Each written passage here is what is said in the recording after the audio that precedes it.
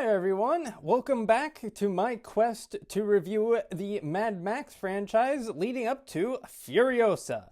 For today, I will be reviewing Mad Max 3, Beyond Thunderdome, directed by George Miller and George Ogilvie, and starring Mel Gibson, Tina Turner, Bruce Spence, and Angelo Rossitto. So, after having his famous V8 Interceptor destroyed in the last movie, Mad Max, played once again by Mel Gibson, now roams the desert in a camel-powered cart. After having said camel-powered cart stolen by Jedediah, played once again by Bruce Spence, who oddly enough has very little to do in this movie, despite being given an actual proper name in the film's credits, Max finds himself traveling to Bartertown to retrieve his gear. There he will become involved in a conspiracy by the villainous Auntie, played by Tina Turner, where he will have to engage in a political conspiracy in order to get his gear back. So this film kind of has a reputation of being the lesser entry of the original Mad Max trilogy.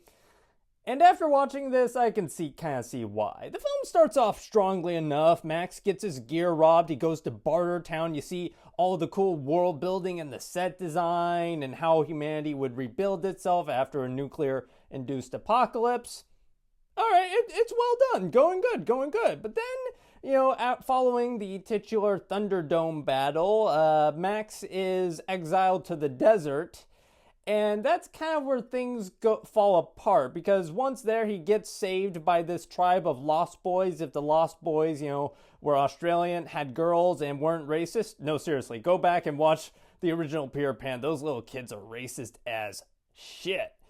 Anyway, once Max is rescued by these proto-Lost Boys, the plot slows to a crawl.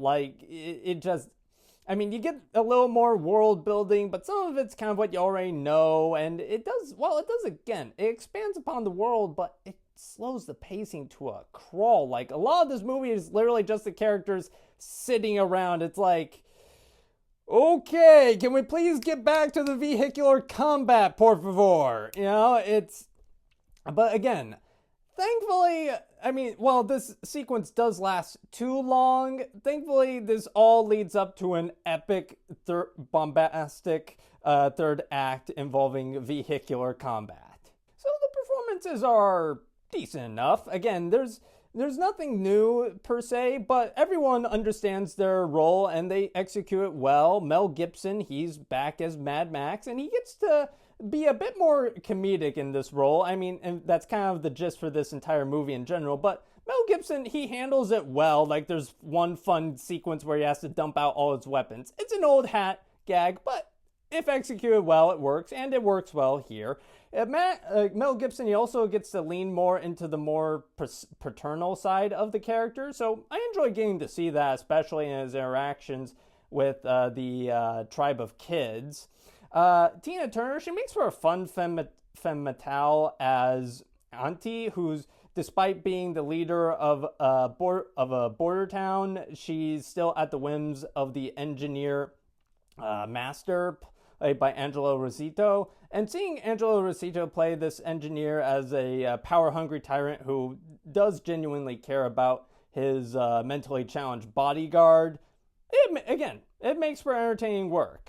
So, though this film runs surprisingly short on action scenes, even the first film had more action than this one, the film makes its limited action scenes count. The Thunderdome action sequence, with Mel Gibson as Mad Max and Blaster jumping around the Thunderdome, it makes for some fun action, even though you can, with a lot of the wide shots, you can be like, okay, that's a stunt double, but again, it makes for some fun. Haven't seen it yet in the Mad Max movies.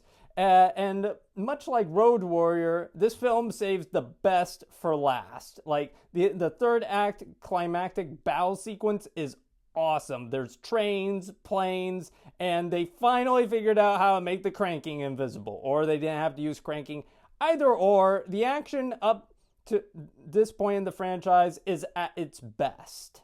So the production budget for Thunderdome was doubled from the prior film, and the money is clearly on screen. The film uses its set design to further the world building and storytelling. You can see how humanity would rebuild itself following an apocalypse, and everything from energy production to how mythos and religion would develop in the wake of an apocalypse is explored in excellent fashion and would clearly go on to influence Fury Road. So though its world building comes at the expense of plot momentum, Beyond Thunderdome is a sillier but still worthy entry in the Mad Max saga.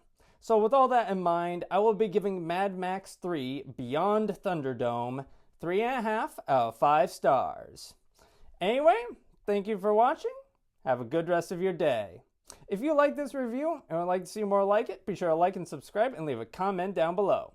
And for today's comment section prompt of the day, what is your favorite Tina Turner song and why?